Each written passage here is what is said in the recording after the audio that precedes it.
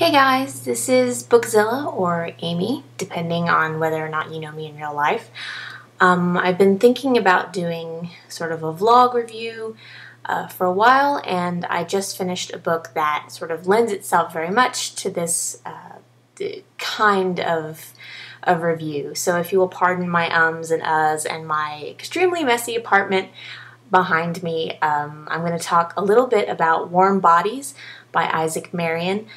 This was released sometime last year, and I kind of wanted to pick it up, and zombie books really weren't my thing, but I kind of read some other stuff, Jesse Peterson, Married with Zombies, that kind of funny thing, and I thought, well, maybe this whole grotesque awfulness can be okay. So spoiler alert, I'll put a note of, about the spoilers above me, on my blog and below if you're on YouTube. Going to be talking about kind of what happens in the middle and in the end, so if you haven't read the book and you hate spoilers, do not keep watching this video because I'm going to talk about it, what happens. Check my notes.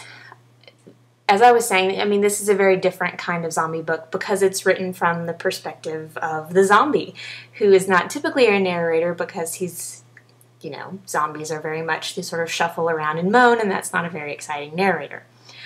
However, R, as he is called, because that's kind of all he can remember about himself, has always been a little weird and is not your typical zombie and kind of has some thought processes that you wouldn't expect from a zombie. And when he is out attacking people, like you do, he kills this young adult named Perry, and as he eats the brain of this poor individual, the reader comes to realize that when the zombies eat the brains, or at least when R eats brains, he sort of gets flashes of the person's life, sort of their memories and sort of like in little flashes. So he's eating Perry's brain and falls in love, as much as a zombie can, with Perry's girlfriend, whose name is Julie. And he ends up rescuing Julie, and there's weirdness going on, and I can't decide if I like it or not. Just as I'm kind of reading through it, and all I can think is there's a lot of what the fuckery going on, if you'll pardon my French.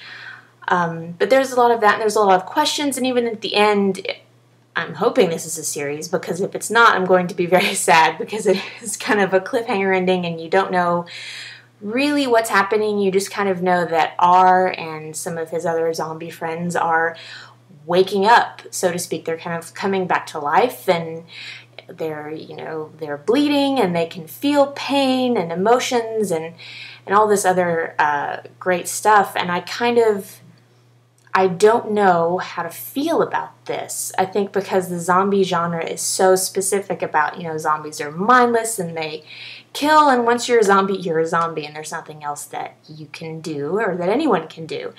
So it's interesting to read a book where that's not the case. And I kind of like it, but I kind of don't know how to feel about it. So I was wondering, what do you guys think? Have you read the book? Do you know if there's a sequel coming out, when it's coming out, so I can finally figure out what the hell is going on?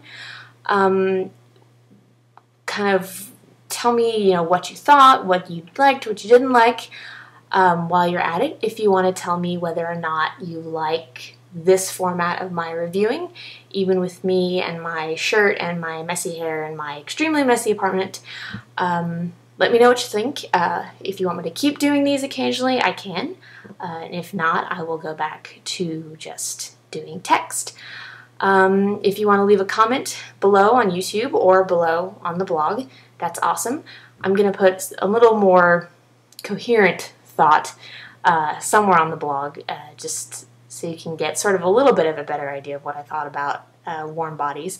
But chime in, let me know what you think, and I will see you guys later. Bye!